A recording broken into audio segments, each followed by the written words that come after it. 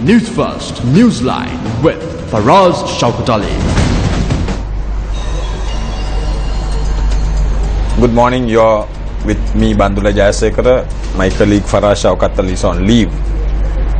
We have today with us a young doctor of international law, Kalana Senaratna from the University of Peradeniya. Morning, Kalana. Morning. Now, I want to ask you first, because you specialize in human rights, you specialize in law, and you teach human rights at the University of Peradeniya. Now, take the island headlines. Now, the Human Rights Commission is saying that they are going to, on this, there's a minister, there's a controversy, and then they are going to investigate this, and they are going to give ear to this complaint. You think the Human Rights Commission is doing their work, or are they active, or what's happening? How do you see it? Well, I think this particular Human Rights Commission, I have a lot of confidence. It's largely because it's headed by someone who is well known in this particular field. Deepika Udugama. Yes, Dr. Deepika Udugama. And also it comprises of many others who are whose human rights credentials, I think, are quite good. So therefore, this time there is some hope that the Human Rights Commission can be effective. So how come it wasn't effective then?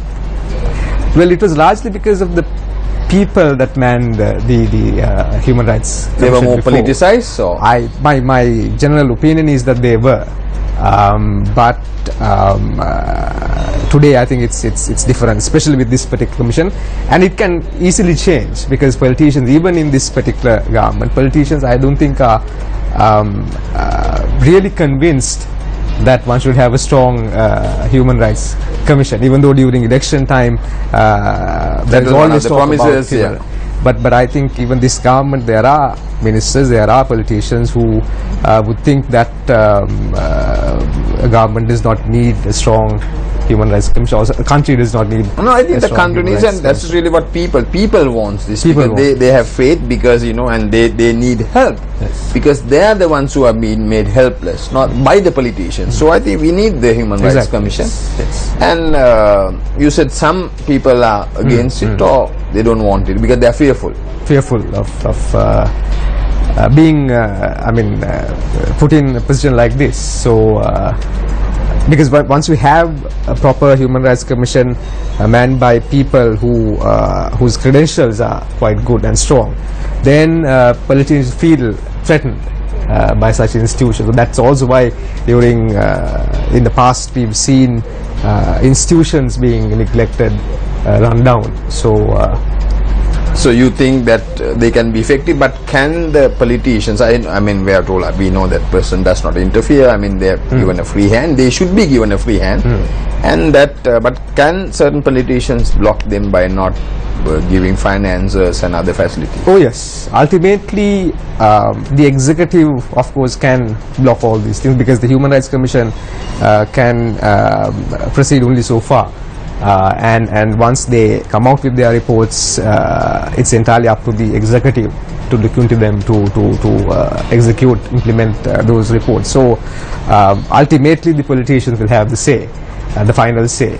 But then if the Human Rights Commission comes out with a report suggesting that Minister Ranawaka or any other minister for that example, for that matter, if he has violated human rights of these people, of these boys, then it will be a strong political message, and it will be quite and like current the ordinary masses, they are the ones who are being made helpless by the politicians. So they all want to go, okay, if the police, there's a police commission, now there's a Human Rights Commission, because most of the times politicians fail them. So they go to these commissions. So this is really what I would say, that they really want them. So how, like say, you think things are happening at the Human Rights Commission according to your knowledge, because you lecture on human rights, you think things are happening? I think the Human Rights Commission is doing what it can based on the framework set out in the Human Rights Commission Act. Whether the politicians are doing what they're supposed to do, to look into these reports, to take action, that I'm not sure whether that's happening, because the Human Rights Commission has come out with a few reports already. The attack on the students, down that is one what report. place, yeah? What place? So what the executive has done with those reports, I'm not sure. So that's the one sad needs- thing. So the Human Rights Commission can be active, they can do so much of good work, but if politicians are not going to take action, but can't they go to the judiciary and then complain and tell them, the Human Rights Commission?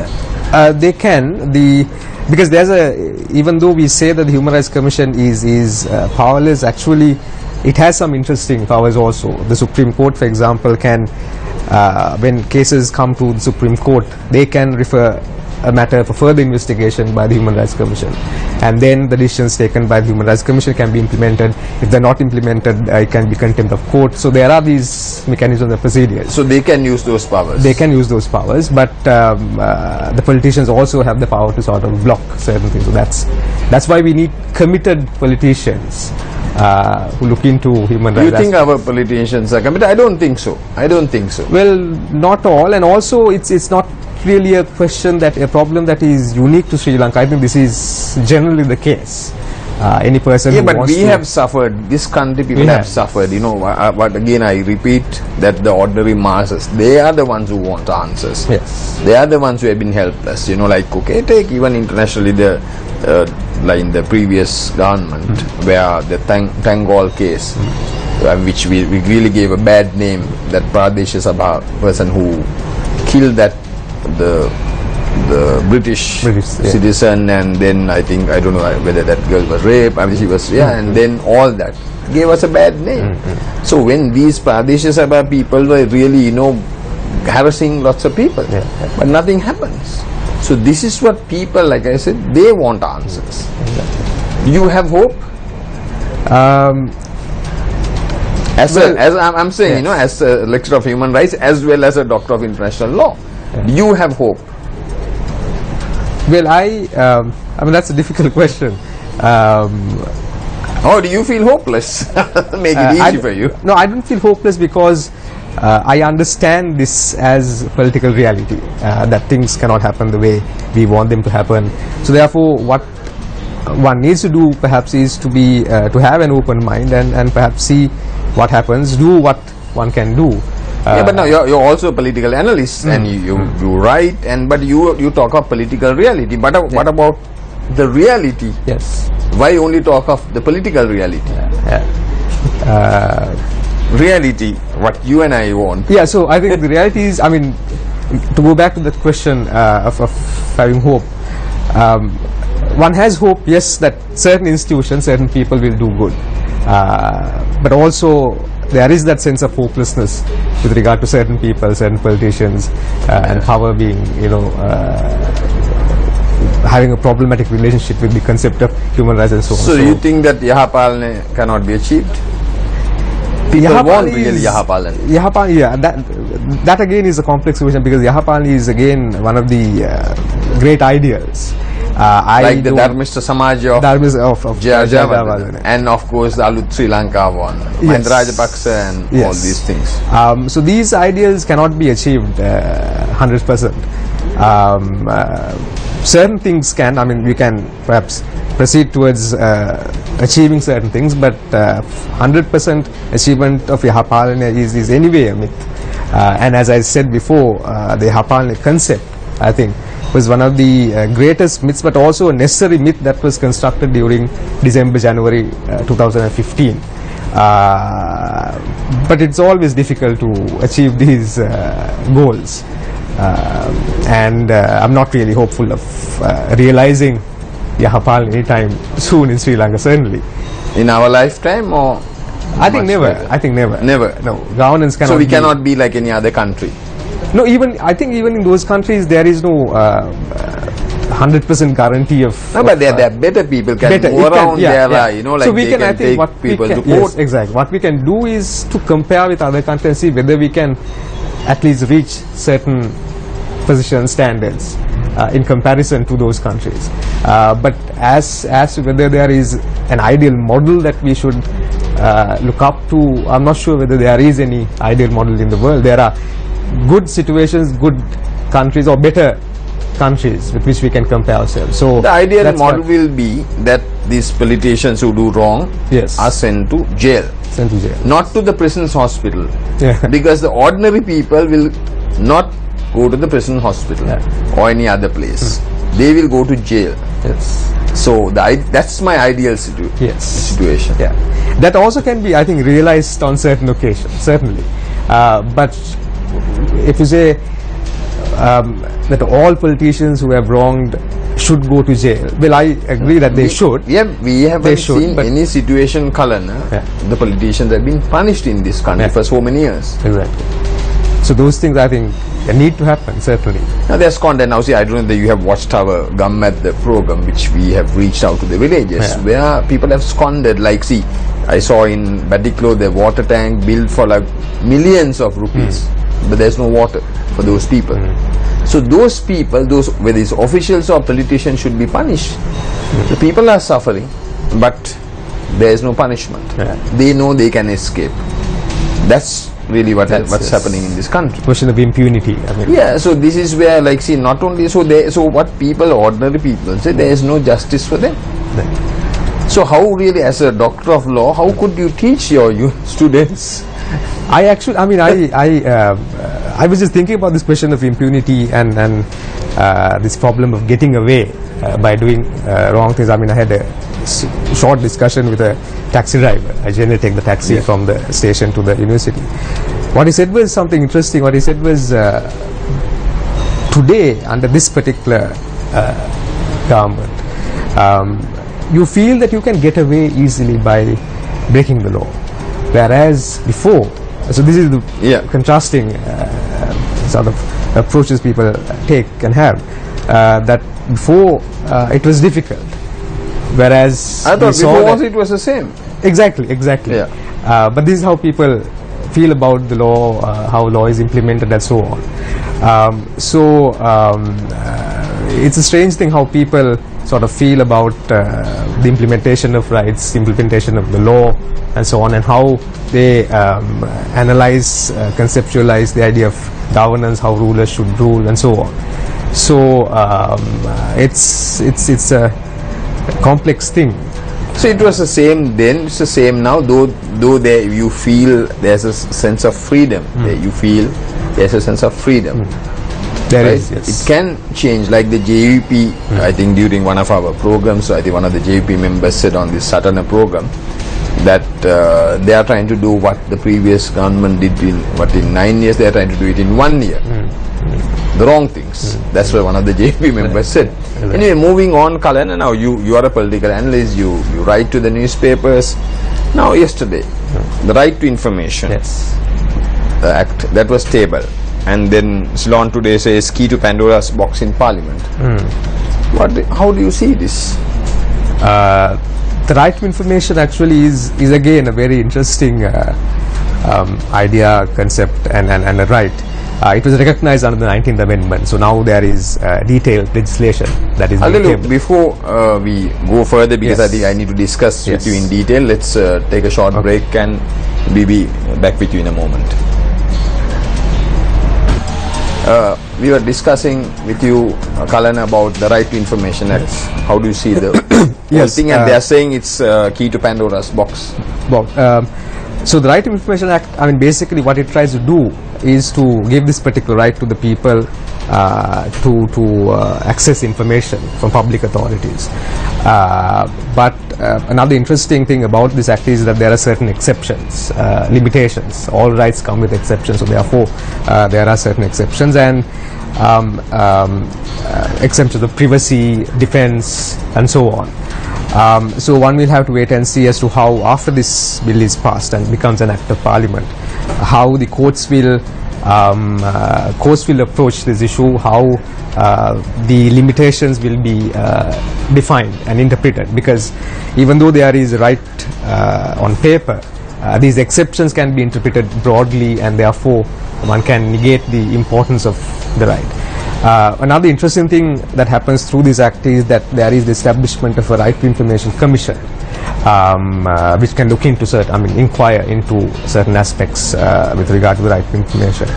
And also there is going to be an interesting change in the culture of public authorities, because they are going to there will be information officers in every public authority. Yeah, like each corporation, each ministry. Each ministry, they will have to have information officers who will be tasked with the special sort of thing of giving information to the people who request for information. So that also that's going to be a change in the culture in which You think sort of this way will how happen? It will be such an ideal situation. Well, no, these there again, I mean, there will be certain institutions which will do it properly. They will have the proper information officers. It's not just appointing an information officer, it's about providing him with the necessary sort of skills, the training and so on. So that also will need to be looked into.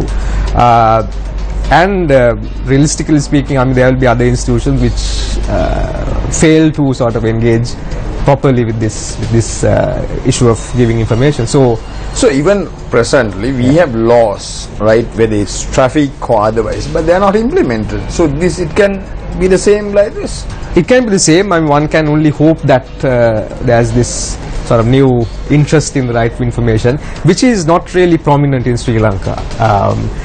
Perhaps it will take some time, but I think already people, civil society organizations are waiting to sort of see how this we might works see out. results because the media is pushing this Media is very pushing it, hard. yes. Media is pushing it hard, but the masses should be aware that it's not only for the media. Like, any ordinary citizen should be able to get information. Yes. It's not only for the media. Yes, exactly. So that's, I think, people are not aware Yes. of that. And also it will be interesting to see how the Right to Information Commission is established. The President has to appoint 5 people, but that will have to be passed through the Constitutional Council. But he has the right to sort of nominate people, and there will be lawyers, people from the media who will have to be part of the commission. So it will be interesting to see how all these things are set up. And yesterday in Parliament, the JUP leader Andukumara Disanayake told the Parliament that now this was sent to the provincial councils, that he would want to know those suggestions made by the provincial council, that it will be easier. Yes. So how do you see that scenario? Because that will be easy for the parliamentarians, so because anyway they have to be informed of those. They will have to be informed of those. I'm not sure what those amendments That's are. why he wasn't aware. That's what Exactly. he wanted to know. Yes. So they will need to make them, publicize them. And so with this Right to Information Act that people have to this country, especially like a lot of things have been hidden, so they have to learn to be open. The public, yes, certainly. They have to learn to be open. But again, as I said, there are these interesting limitations. So, for example, the question of privacy will come in. Based on the question of privacy, certain information can be withheld. But if there's a greater public interest, then authorities will have to give those information. Then another interesting issue is this question of defense. So how do you interpret defense, and how do you say that particular information that is sought does not go against the defense and security of the country? So these are some of the interesting exceptions that come with this right, and much will depend on how public authorities as well as the judicial, the courts, interpret these exceptions. How is it done in other countries? Have you studied? I'm not a great student of RTI in particular, but I think you get this problem with exceptions everywhere. But I think India has been an interesting sort of case study. India, of course, has this culture of not just RTI but public interest litigation and so on. So I think there's much to learn from other cases. And they have very aggressive media. Very aggressive media, and also a very the public is perhaps very it's progressive. It wants to use legal mechanisms to achieve And also rights. they are not always like politicized, like see, take the housewives, if there is some price increase, they take to the streets. They take to the not backed by a political party. political party. Yes, so that culture is there, and it has been, I think, even when we read history of India, we see that particular culture. Nehru, and so many sort of independence leaders, how they sort of perhaps created this culture of getting to the streets, demanding things and so on. So that has been there, and even in Sri Lanka you get that culture. I mean, even in the 1920s, 30s, women's rights movements were also active. So there is that culture, but I mean, so we'll need to wait and see. But politician doesn't want these activists and all those to come out and come forward in Sri Lanka. This is what is happening. They're trying to suppress. They're trying to suppress, but I think, yeah. So that is expected, perhaps. Unfortunately, it's not that it's not happening in India also, or in any other country. But the reason that where the lawyers attacked journalists and the JNU incident. Yes, exactly. Recently. Yes. So these things are happening, but much depends on how people react to these incidents. So we can't prevent politicians from doing what they are supposed to do, or what they are good at.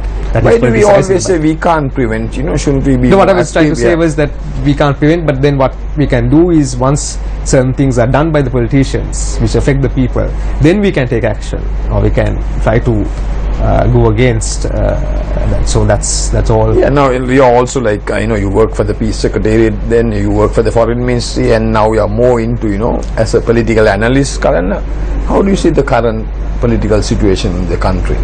I think one of the great lessons to emerge from during the past few months, or perhaps during the past year, is that after a strong leadership, you generally run into an era where there is a certain sense of chaos. The feeling is that everything is everywhere, that there is a sense of unease. You don't know who the sovereign actually is in the country. Now you preferred the change, right? You wanted this change. How? Prefer the change. What I'm saying is, as an observer, what people generally feel. So, and also we've sort of noticed how difficult it is to govern a country. That is something that I think this particular government is learning fast, or realizing. I don't know whether it's learning.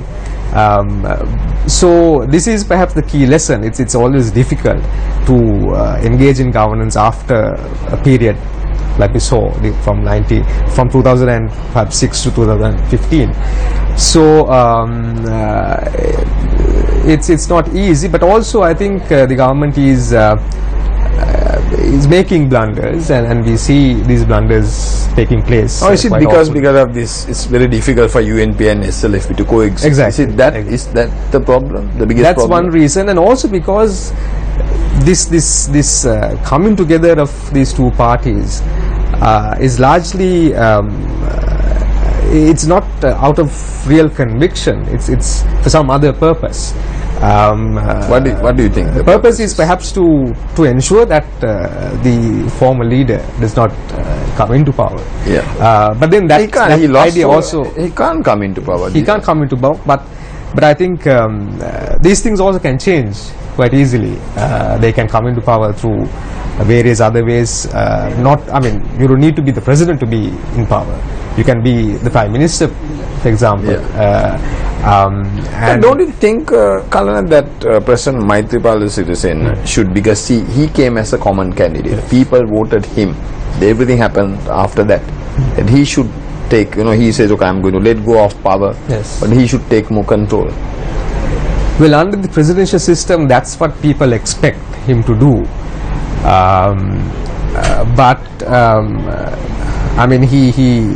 He was put in as a common candidate. One is not sure as to how much say, how much control he has over the system of governance. But he has to. This is what the people are saying. He has to. He has to. Yes. You see cases where like others fail and people have gone to him and he has taken certain action.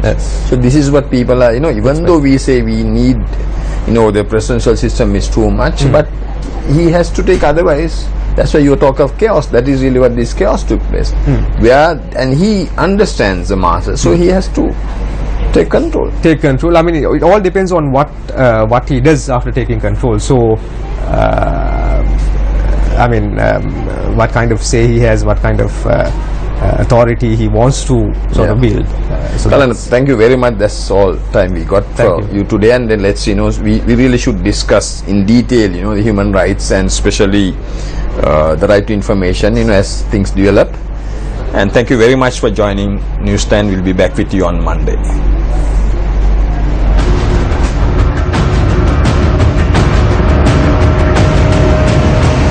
Newsfirst Newsline with Faraz Shaukat Ali.